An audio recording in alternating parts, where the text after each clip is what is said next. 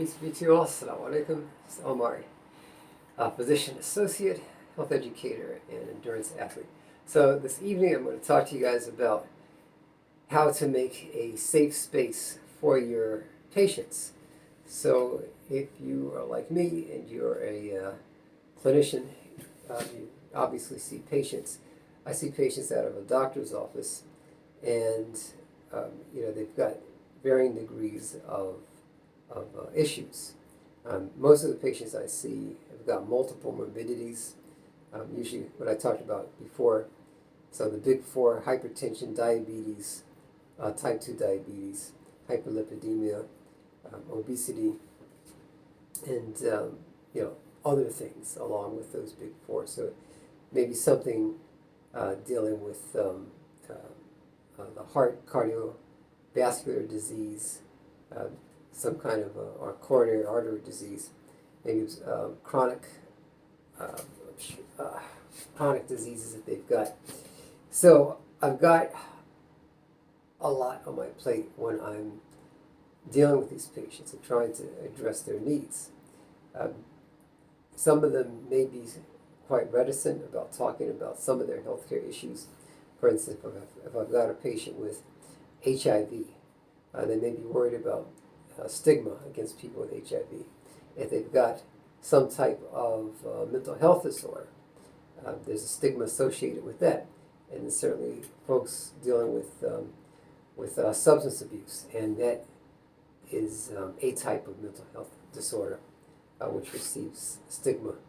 So as a clinician, I've got to be able to kind of extract information from those patients so that I can better help them.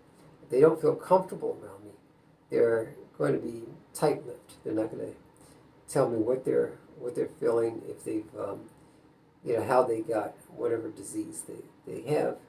They're not going to tell me if they're adhering to their medical regimen. So I've got to create what I call a safe space for them. So I usually do that by, number one, I keep my voice low.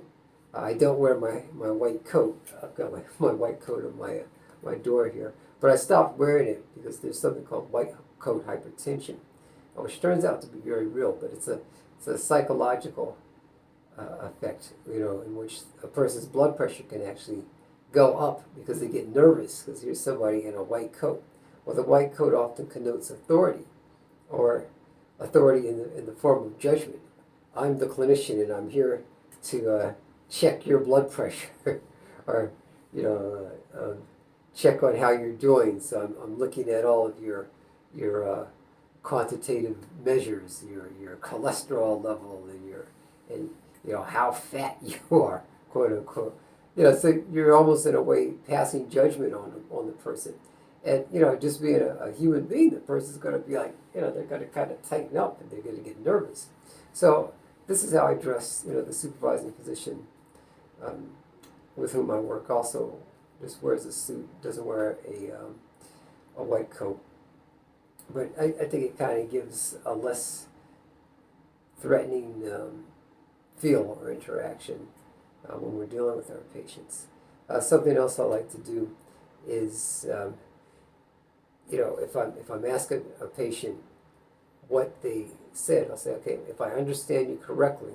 So let's say I've got a patient who is addicted to cigarettes, nicotine addiction. So that's the ICD-10 code. I say, so what I hear you saying is you smoke more often when you have life stressors. Is that correct? Yeah, that's exactly what I'm saying. So you can kind of reiterate what the person said, and that way you can let them know that you're actually listening to what they're saying, and that helps you form your diagnosis for your patient, and you can go about a treatment plan. So I'll do another video on formulating diagnoses, and then what tests you may want to order. So that's it for now. For those of you guys that would like to be a PA like me, you can certainly feel free to subscribe. You can also reach out to me. I'll leave my contact information if you want shadowing hours, or you want me to look at your personal statement for PA school. I've been a PA for a little more than 20 years. It's a great job. I would not still be doing it if I didn't enjoy it. You get to help people. You get to constantly learn new things. I learn new things just by reading, watching videos, attending conferences, and for my patients. They're great teachers for me in terms of giving me a new perspective on just having different diseases and how people deal with them. As a final note, if for those of you guys who happen to be Muslim, if you're in the final days of Ramadan, like me, Ramadan Mubarak, I hope you get to spend some time in itikaf, spending your night in the masjid. And that's one of the things I like about being a PA, is that I've got a little bit of extra time compared to maybe if I was a doctor. That's not always true, because I've been very busy, especially in my hospice work. But that's it for now. I wish you guys the best of success in your positive endeavors. Peace.